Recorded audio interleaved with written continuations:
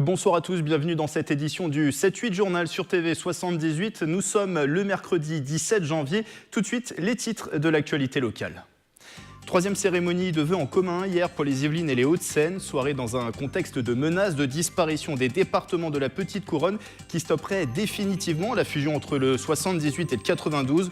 Pierre Bédier et Patrick Devedjian se sont exprimés sur le sujet. Reportage. La grogne des surveillants pénitentiaires à la maison d'arrêt de Bois d'Arcy. Notamment, ils se mobilisent en soutien à leurs collègues blessés. Des agressions à Vendin-le-Vieil, Tarascon et Mont-de-Marsan. Des propositions ont été faites hier par la ministre de la Justice. On en parle avec le secrétaire local adjoint de FO pénitentiaire à Bois d'Arcy. Et puis une année 2017 historique pour le Ciné 7. Le cinéma situé dans le quartier des 7 Mares à Elancourt a réalisé son meilleur chiffre d'entrée depuis sa création en 1975. Une programmation variée entre art et essai et grand public. Invité de ce journal, Luc Bocan, directeur du Ciné 7. Une métropole du Grand Paris élargie et des départements de la Petite Couronne qui disparaîtraient. C'est ce que laissent entendre les récentes annonces du préfet de région. Hier, lors de leur vœu commun à Boulogne-Billancourt, Yvelines et Hauts-de-Seine ont tenu à rappeler leur opposition au projet. Un schéma qui enterrerait définitivement la fusion voulue par le 92 et le 78. Les détails avec ce sujet de Mickaël Elmidoro et Nicolas Kirillovitz. Panneaux lumineux géants, pins, pétition à l'entrée, le ton est donné. Les Yvelines et les Hauts-de-Seine refusent la future métropole et l'ont fait savoir ce mardi soir lors de leur cérémonie de vœux commune. Ce redécoupage étudié par l'État vise à créer une métropole de rang mondial limitée à Paris et à la Petite Couronne. Exit les autres départements de la région parisienne, dont les Yvelines. On nous parle de simplification, mais c'est pour inventer à chaque fois de nouvelles usines à gaz qui nous contraignent à des dépenses d'énergie et d'argent considérables sans jamais produire le moindre bénéfice mesurable. Une mesure qui mettra en péril la fusion entre les Yvelines et les Hauts-de-Seine, un rapprochement opéré depuis 2016. Vous avez une voiture qui est en panne et une voiture qui marche. Vous ne prenez pas la voiture qui marche pour réparer la voiture qui est en panne. C'est ce qu'est en train de faire le gouvernement. Et ça m'agace parce que c'est dramatique. Ça nous mettra tous à pied, là où il faudrait qu'on monte dans une voiture qui est celle de la croissance. Dans leur sillage, les présidents des 5 autres départements d'Île-de-France ont pris la parole au pupitre ou via des vidéos pour dénoncer ce futur redécoupage. Le socialiste, le communiste, l'homme de droite, tous ces gens sont ensemble, sont d'accord. Il faut décentraliser parce que un service public qui fonctionne, c'est un service qui est à proximité des besoins des usagers. Pour La République En Marche, le scénario n'est pas encore tranché. L'Élysée devrait communiquer dans les prochaines semaines sur le nouveau statut de cette métropole.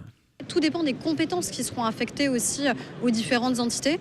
Je pense en tout cas ce qui est attendu, c'est plus d'efficacité et plus de simplicité parce qu'aujourd'hui, nos concitoyens, ils ne savent pas forcément quelle est l'entité pertinente pour quelles actions à mener. Pour apaiser les tensions, la soirée s'est clôturée par des concerts de musique classique. La chanson devrait être différente dans les prochains jours sur la scène politique régionale. Le 31 janvier, les 7 présidents de départements se rassembleront de nouveau à Boulogne-Billancourt pour défendre une métropole régionale. Autre actualité sur le grill, le calendrier du Grand Paris Express et donc de la ligne 18 ne sera pas tenu. Annonce hier de la ministre des Transports, Elisabeth Borne, lors d'un débat au Sénat. Pour la ligne 18, une arrivée était prévue en 2024 sur le plateau de Saclay, puis en 2030 à Versailles. Elisabeth Borne n'a pas remis en question le tracé global du Grand Paris Express, mais estime que les délais ne sont pas réalistes en raison des dérapages financiers du projet. Coût estimé à 22,6 milliards d'euros en 2013, qui est passé aujourd'hui à plus de 38 milliards d'euros. On écoute son intervention. Ce projet est crucial pour la région parisienne et donc il sera mené à son terme. Le schéma d'ensemble n'est pas remis en cause. Il n'est pas question de modifier le schéma global de ce réseau du Grand Paris. Des délais très ambitieux ont été annoncés, des délais dont je ne pense pas qu'on puisse dire qu'ils sont réalistes quand on voit la complexité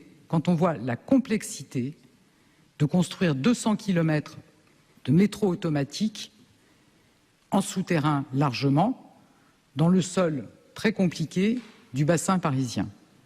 Le gouvernement qui devrait présenter dans les prochaines semaines un calendrier recalé du Grand Paris Express, un projet global de 200 km de voies et 68 nouvelles gares de métro en Île-de-France. La colère monte chez les surveillants pénitentiaires après de nombreuses agressions. 3 gardiens blessés à Vendin-le-Vieil jeudi dans le Pas-de-Calais par un détenu radicalisé au moment de sortir de sa cellule pour téléphoner. Un autre détenu s'en est pris lundi à 7 agents à la prison de Mont-de-Marsan dans les Landes. Hier, une surveillante de Tarascon dans les Bouches-du-Rhône a été frappée par un prisonnier. Et depuis plusieurs jours, la mobilisation est forte dans les prisons à l'appel de plusieurs syndicats. Avec moi sur ce plateau, David, secrétaire local adjoint de FO pénitentiaire à Bois d'Arcy. Bonsoir. Bonsoir. Des débrayages se sont produits à la maison d'arrêt yvelinoise depuis vendredi. Plusieurs débrayages. Déjà, quand on est surveillant pénitentiaire, que l'on voit la violence de ces attaques, des collègues qui sont blessés, hospitalisés, qui risquent leur vie, qu'est-ce que ça vous fait, à vous ? Ça nous fait mal parce que vis-à-vis de notre hiérarchie ou de notre direction, on n'est pas reconnu, même au sein du ministre. La ministre Mme Belloubet s'est déplacée à Vendin-le-Vieil sans aucune proposition. Elle est ressortie après près de 3 heures de débat avec la direction ou de concertation avec les agents, sans aucune proposition. Elle a juste dit qu'elle reviendrait nous voir dans 2 mois. Mais malheureusement, ce n'est pas suffisant. À l'heure d'aujourd'hui, on est amené à gérer des détenus de plus en plus violents, voire radicalisés ou en cours de radicalisation pour certains. Et malheureusement, on n'a pas les moyens. On n'a pas les moyens matériels, on n'a pas les moyens humains pour gérer ces détenus. C'est-à-dire que c'est très compliqué pour nous de faire face à ces actes de violence. Il faut savoir que dans notre administration et dans nos détentions, la violence, c'est quotidien, que ce soit des insultes, des menaces ou des violences physiques. Vous avez dit, encore il y a quelques jours à Mont-de-Marsan, il y a 7 agents qui ont été blessés, assez gravement. Hier, ça a été à Tarascon. Demain, ça peut arriver à Bois d'Arcy, ça passe. Tout à fait. Si on relocalise sur Bois d'Arcy, on est dans un contexte où on parle souvent de surpopulation des prisons, des maisons d'arrêt, un taux d'occupation parfois à 200%. Qu'en est-il là sur Bois d'Arcy ? On est quasiment à 200%. C'est-à-dire qu'on est à peu près à 1000 détenus pour 560 places. Donc c'est avec le même nombre de surveillants qu'il y a des années. Voilà, c'est très difficile pour nous pour gérer au quotidien. Il faut gérer des mouvements pour aller à l'infirmerie, des mouvements parloirs, des activités. Voilà, le surveillant, à l'heure d'aujourd'hui, il est débordé. Il ne peut plus gérer un étage comme il devrait gérer une unité. Si on revient sur la mobilisation à Bois d'Arcy, plusieurs mobilisations depuis vendredi, c'est ça, des débrayages ? Tout à fait, soit des débrayages, soit des blocages d'activités, des blocages d'extraction ou autres, afin de montrer au plan national notre mécontentement. C'est une mobilisation du coup qui impacte directement la journée. Vendredi, quand on s'était rencontrés sur place à Bois d'Arcy, vous aviez retardé l'appel de 15 minutes, ce qui retarde toute la journée finalement après sur la maison d'arrêt. Tout à fait. Bon, le but premier de ce débrayage, c'est sensibiliser au maximum les agents. Oui. C'est être en soutien avec nos collègues de Vendin qui avaient été agressés, afin de leur montrer qu'on n'est pas à l'abri de ça. Ça nous arrive, les insultes, les menaces, mais les coups, voilà, ça peut arriver et ça arrive malheureusement trop souvent. Vous le disiez, un taux d'occupation sur Bois d'Arcy qui frôle quasiment les 200%. Du coup, sur les revendications, on imagine une des premières revendications, c'est de demander davantage de moyens humains. Tout à fait. Il faut augmenter le recrutement des surveillants ou de l'encadrement. Il faut des moyens humains beaucoup plus importants. Il faut des moyens matériels et il faut éventuellement une revalorisation statariale. C'est-à-dire qu'il faut passer par des réformes et il faut que Madame la Ministre entende ce message qui est fort quand même de la part de l'administration pénitentiaire. Alors vous évoquiez justement ce déplacement hier à la prison de Vendin-le-Vieil de la ministre de la Justice, Nicole Belloubet. Alors des propositions qui n'ont pas forcément reçu un écho auprès des syndicats. En tout cas, elle a fait 10 propositions. Elle a évoqué notamment plus de moyens humains, on en a parlé, l'étude du transfert de certains détenus, des formations aussi plus grandes pour les surveillants, du nouveau matériel de sécurité, c'est trop peu, vous en voulez encore plus, et quelles sont finalement les autres revendications au-delà des moyens humains ? Disons qu'elle a fait des propositions pour Vendin-le-Vieil, mais elle n'a pas fait des propositions au plan national. Au plan national, oui. C'est sûr que Vendin-le-Vieil avait besoin de plus de moyens matériels, de plus de moyens humains. Mais ça, il y a des années que les organisations syndicales le dénoncent à Vendin. Après, sur le plan national, elle n'a fait aucune proposition. Donc nous, ce qu'on demande, c'est un recrutement massif de personnel de surveillance. C'est une revalorisation de notre carrière, de notre plan de carrière. C'est des moyens matériels beaucoup plus importants. Ça passe éventuellement par l'armement. Aujourd'hui, on a un sifflet, une paire de clés. Ce n'est pas avec ça qu'on peut se défendre face à un détenu qui est radicalisé. Une autre revendication dont vous me parliez vendredi, c'était aussi de prévoir des centres de détention spécialisés pour les détenus radicalisés. Tout à fait. Il faut ouvrir des établissements spécialisés. C'est-à-dire que des détenus radicalisés, on les met à l'isolement, mais on a un quartier d'isolement qui n'est pas extensible. Donc c'est-à-dire que nos quartiers d'isolement, ils regorgent de détenus radicalisés. Il faut des établissements spécifiques pour ces détenus-là. Alors là, la mobilisation, elle va se poursuivre, du coup, sur Bois d'Arcy? Sur Bois d'Arcy, elle se poursuit. Par exemple, vendredi, on organise un nouveau blocage. Et tant qu'au plan national, on n'aura pas eu accès à une ouverture de la part de Madame la Ministre ou autre, on continuera nos revendications. Alors il nous reste moins de 2 minutes. Il y a un autre sujet que je voulais aborder avec vous, un sujet qui a été un peu éclipsé par cette actualité de mobilisation. D'ici à l'automne 2020, la quasi-totalité des cellules sera équipée d'un téléphone fixe, une mesure voulue par le ministère de la Justice. Les détenus pourraient appeler jusqu'à 4 numéros vérifiés, également appeler des associations d'écoute. C'est une mesure pour vous qui pourrait apaiser le climat en prison ou ça va compliquer les choses selon vous? Pour l'organisation syndicale que je représente, c'est quand même un peu une utopie parce qu'en 2017, on est à plus de 33 000 téléphones portables saisis pour environ 69 000 personnes détenues. Donc je ne pense pas que les téléphones en cellule puissent faire baisser les chiffres de saisie ou puissent faire baisser le climat de violence. Il faut juste savoir que, par exemple, sur Bois d'Arcy, on a des cabines téléphoniques qui sont accessibles sur les coursives, donc sur les couloirs. Et c'est très rare les personnes détenues qui accèdent à la cabine téléphonique. D'accord. Voilà, il y a énormément de portables saisis tous les jours. De plus en plus, chaque jour, on saisit des portables, que ce soit par projection, que ce soit dans les cellules. Donc je pense que c'est quand même une utopie de vouloir mettre des portables en cellule. Concrètement, ça ne changerait pas les choses au quotidien pour vous? Non, déjà les communications, il faut se l'avouer, les communications téléphoniques sont trop chères. On est entre 50 et 80 centimes la minute. Alors qu'aujourd'hui, avec 5 €, on a un forfait illimité. Donc pourquoi s'en priver? Après, il faut comprendre aussi que ce n'est pas évident pour une personne détenue peut-être de téléphoner devant ses autres co-détenus dans une cellule. Ça sera des sociétés extérieures qui vont gérer ces téléphones. Donc il n'y aura pas une rapidité, une réaction vis-à-vis de la population pénale en cas de panne, en cas de dégradation ou autre. Et c'est une mesure, on le rappelle, qui est prévue d'ici à 2020, qui est voulue par le ministère de la Justice. Merci David, secrétaire local adjoint du syndicat FO pénitentiaire à la maison d'arrêt de Bois d'Arcy. On va suivre la suite de la mobilisation des agents sur Bois d'Arcy. Des changements et c'est légion à partir du 1er janvier. Le stationnement, par exemple, est devenu une compétence des communes. Désormais, ce sont elles qui fixent les tarifs des amendes. C'est ce qu'on appelle des forfaits post-stationnement. Et dans les Yvelines, en cas de non-paiement à l'horodateur, les automobilistes devront débourser de 15 à 35 € selon les villes. Le point avec Camille Lambert. Ne dites plus PV, mais FPS, forfait post-stationnement. C'est une nouveauté de cette rentrée 2018. Ce sont les villes qui fixent elles-mêmes les prix de ces nouvelles amendes de stationnement. Dans les Yvelines, le tarif s'étend de 15 à 35 €. À Guyancourt, en cas d'absence de ticket derrière le pare-brise, il faudra payer 25 €. Le but, c'est pas d'obérer le pouvoir d'achat des Guyancourtois, mais c'est vraiment qu'on ait vraiment un turnover parce qu'on est sur des zones où il y a quand même une certaine tension, où les gens bougent peu et les résidents sont pas mal pleins. Donc on a eu quelques remontées quand même. On est à proximité de la gare, donc ça attire beaucoup de monde. Donc voilà, l'idée c'était effectivement d'avoir un montant qui soit suffisamment dissuasif, mais non plus qui ne soit pas du matraquage. Une augmentation pour gagner en efficacité. D'autres communes ont fait ce choix, comme Montigny-le-Bretonneux, passé à 25 €, Trappes et Élancourt à 35 € dans certaines zones. Plaisir maintient les 17 € de l'ancienne amende. Pour les automobilistes, cette mesure est dissuasive. 17 € déjà, c'est pas mal. Et en plus, maintenant c'est 24, 25, donc maintenant je fais encore plus gaffe. Si, en principe, je paye. Si, toujours. Ouais. Vaut mieux payer que de prendre une prune, ça coûte moins cher quand même. C'est vrai que ça fait un peu mal de payer 50 centimes pour moins de 10 minutes, là, quand on fait juste un aller-retour. Voilà. Après, si ça peut éviter de payer 25 €, c'est quand même mieux. Autre évolution, le paiement de l'amende est ajusté en fonction du dépassement de l'heure limite de stationnement.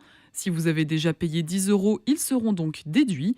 Et si la police municipale s'occupe toujours du contrôle à Guyancourt, les communes pourront aussi faire appel à des sociétés privées.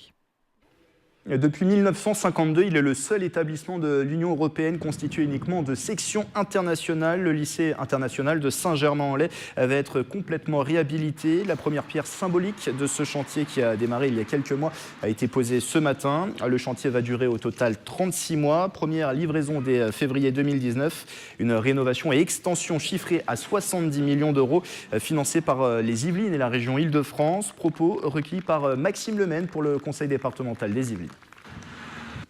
Cette réhabilitation est essentielle pour la vie quotidienne de l'établissement parce que tout simplement nous étions très à l'étroit dans nos locaux, des locaux qui n'ont pas grandi pendant que la population scolaire augmentait. Donc il nous fallait absolument des bâtiments supplémentaires et des salles de classe supplémentaires. C'est ce que va nous amener ce projet de rénovation et d'extension puisqu'on va avoir une vingtaine de salles supplémentaires. Plus de 109 000 spectateurs en 2017. Le Ciné 7 d'Elancourt a battu ses records d'affluence depuis sa création en 1975 dans le quartier des 7 Mares et Elancourt. Bonsoir Luc Bocan. Bonsoir. Vous êtes le directeur du Ciné 7. 109 000 spectateurs en 2017. 109 002. 002, c'est très précis. Voilà, un peu plus de 109 000 spectateurs. 3 000 entrées de plus par rapport à 2016 pour un cinéma de quartier qui compte, on le rappelle, 3 salles. Ouais. C'est quelque chose d'énorme. Ah oui, on est très très contents. D'ailleurs, on remercie, je profite d'être sur ce plateau pour remercier à la fois les spectateurs qui nous sont extrêmement fidèles, et ça c'est très agréable parce qu'on travaille tous les jours pour eux, pour les accueillir. Ils viennent en masse, ils viennent de plus en plus nombreux, dans une fréquentation nationale qui est plutôt en baisse en 2017. Nous, on fait quasiment 3% de plus. Ouais. Donc c'est super. Il faut remercier aussi mon équipe, bien sûr, sans qui, sans rien de tout ça ne serait possible. Et puis les élus aussi qui nous soutiennent et qui maintiennent ce cinéma en vie dans ce quartier des 7 Mars, qui est très important à mon avis. Donc on est très contents. C'est la meilleure année, comme vous l'avez dit, depuis l'ouverture du cinéma. On a explosé, entre guillemets, tous nos records. Je savais, mi-décembre, qu'on dépasserait l'année dernière, qui était déjà une année de record. Oui, déjà dès décembre, on le savait. Voilà, alors je ne savais pas dans quelle mesure on irait frisoter avec les 110 000. Bon, on n'est pas très loin. Ça sera peut-être un objectif d'ailleurs pour 2018, les 110 000 spectateurs. Alors en 10 ans, le Ciné 7 a progressé de presque 30 000 spectateurs. Il y a eu des travaux d'agrandissement, c'était en 2012. On va peut-être y revenir tout à l'heure. Vous en avez évoqué quelques mots. Ça récompense aussi le travail d'une équipe. Il y a 5 salariés au Ciné 7. En fait, plus précisément, on est 6. Enfin, avec vous. 6 avec moi. Voilà, donc oui, c'est un travail passionnant en même temps, parce que vous imaginez une équipe de 6 personnes, ça veut dire polyvalence pour tout le monde. Hein. Il faut que tout le monde sache lancer une projection, il faut que tout le monde sache ingester un film, il faut que tout le monde sache comment techniquement ça se passe, faire une caisse, accueillir les spectateurs, nettoyer les salles entre les séances. Enfin voilà, la vie d'un cinéma lambda, quoi. Donc on est soudés. C'est vrai qu'il ne faut pas qu'il y en ait 2 qui soient malades en même temps, par exemple, ou 2 qui partent en vacances en même temps pendant les petites vacances scolaires hors été, puisqu'on est ouvert, je le rappelle, 52 semaines par an, 7 jours sur 7. On remplit une mission qui nous a été, qui a été définie par les élus, quand ils ont, écrit les statuts de la SEM, qui est aussi une mission de service public. Donc on est une société d'économie mixte, comme son nom l'indique. Donc on doit tendre vers un objectif d'équilibre financier, ce qu'on essaye de faire, le plus possible en tout cas, et aussi remplir des missions de service public autour de l'action culturelle, de l'animation dans la ville, de l'éducation à l'image et d'autres. Alors et si on expliquait cette année de succès, déjà sur les sorties ciné, il faut le dire, l'année a été riche en contenu. Oui. Ouais. On l'a très bien fini en plus avec Star Wars, qu'on a eu la chance d'avoir, ça j'insiste là-dessus parce que c'est très important. Il faut que la petite exploitation en France, donc la petite exploitation, c'est pour être un peu technique, c'est un cinéma qui a 3 salles maximum. Il faut absolument que la petite exploitation en France, et ça il faut que les distributeurs nous aident, aient accès aux films en sortie nationale. On sait très bien que notamment pour les blockbusters, ces gros films-là, il faut les avoir très vite. Ouais. Parce que si on les a pas très vite, si on les a 3 semaines, 4 semaines après, les gens ont déjà été les voir ailleurs, dans les multiplexes ou dans d'autres cinémas relevant de la moyenne exploitation, c'est-à-dire entre 3 et 8 salles. Donc c'est important de les avoir dès la sortie nationale. Il faut les avoir tout de suite, il faut les capter tout de suite, les gens les attendent, les gens veulent les voir, le public RSA, il est plus patient, il est plus prêt à attendre un petit peu à partir du moment où on lui donne les bonnes informations. Donc ça veut dire qu'aussi dans nos petites exploitations, il faut qu'on communique de mieux en mieux, de plus en plus et de mieux en mieux. Donc évidemment Internet, etc. On utilise les réseaux sociaux, enfin on fait tout ce qu'on peut. Blockbuster, vous en avez parlé, et l'ARSC, c'est aussi on va dire l'autre facette du Ciné 7. C'est important, il y a une programmation à l'ARSC, aussi des festivals tout au long de l'année qui sont proposés au Ciné 7. Voilà, on fait plein de choses. C'est vrai que depuis qu'on a rouvert, on est très heureux parce qu'on a pu mettre en place, alors on a un lieu qui est à l'image de ce qu'on voulait qu'il soit, c'est-à-dire qu'il est, et ça tout le monde nous le dit, il est chaleureux, il est convivial, il est à taille humaine. On a une politique tarifaire, encore une fois, soutenue par les élus de la ville et de Saint-Quentin-en-Yvelines, et de la ville de Maurepas aussi, parce que la ville de Maurepas est aussi actionnaire du Ciné 7. qui répond à une attente, ce lieu répond à une vraie attente des spectateurs. Et il y a un attachement aussi, on l'a dit. Il y a un attachement. 1975, on en revient à la création du quartier des 7 Mars. C'est aussi 1975, on était en plein dans la création de ce qu'on appelait à l'époque la ville nouvelle de 50 ans en Yvelines. C'est le premier. Donc, il y a l'identité. Voilà, c'est pas le premier cinéma de 50 ans en Yvelines. Je crois savoir que c'est le Grenier à sel, qui est le premier cinéma de 50 ans en Yvelines, à Trappes, qui est le plus ancien. Mais nous, on ne doit pas être loin derrière. Et c'est vrai que ce cinéma, il a vécu plein de choses, plein d'aventures. Il a vécu une aventure en étant géré de façon purement commerciale au départ. Ensuite, il a été repris par un triumvirat, le libraire Éric Ardin, associé à Marie-Jeanne Gomet, Jean-Jacques Genet, qui l'ont géré pendant quelques années, avec des choses intéressantes. Ils ont fait des choses très intéressantes, mais ils n'avaient pas de quoi se payer au nombre d'entrées qui étaient réalisées à l'époque. On était en pleine chute de la fréquentation aussi. Donc la ville a repris en 93. Donc nous, on est arrivé à ce moment-là. Et on a relancé les choses. On a travaillé dans un lieu qui commençait à vieillir quand même. Et ça se sentait, on savait qu'il fallait qu'on fasse quelque chose. Et des travaux en 2012 où on a eu l'arrivée d'une 3e salle, des technologies son, la 4K notamment. Absolument, aussi, on est au top aujourd'hui. Et ça, c'est grâce à 50 ans en Yvelines. Parce qu'ils c'est eux qui ont financé la plus grosse partie des travaux, même si la SEM a mis au bout.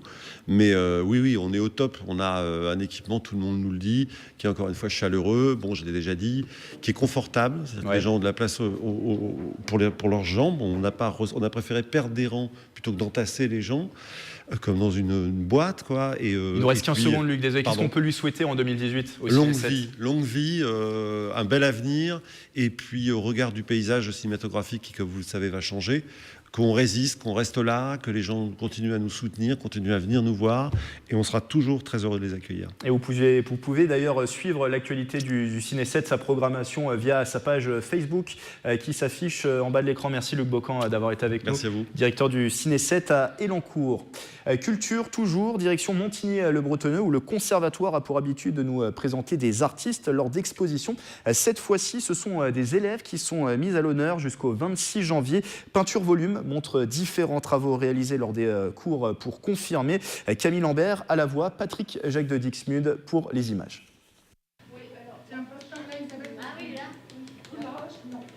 Un exercice plus difficile qu'il n'y paraît. Ces jarres sont construites d'après un savoir-faire africain. Les 10 élèves du cours céramique-poterie du Conservatoire des Arts de Montigny-le-Bretonneux font découvrir leur technique. Des gros boudins qui sont posés les uns sur les autres et qui sont après étirés. Voilà, pour être plus fin. C'est une technique assez rapide. Et c'est vrai qu'en Afrique, on a une chaleur qui permet de pouvoir monter assez rapidement. Nous, ici, on a une hydrométrie et une température qui varie suivant les cuissons, suivant le temps. Donc, on est obligé de le faire évoluer lentement. Mais c'est une technique qui permet de faire de grandes jarres. La terre, quand on y touche, c'est comme une vibration dans tout le corps. C'est vrai. Bon, ben là, c'est une terre grès, chamottée, qui abîme un peu les doigts. Présents au cœur de l'exposition, les visiteurs pourront les rencontrer tous les mardis. Peinture Volume met à l'honneur les artistes de demain.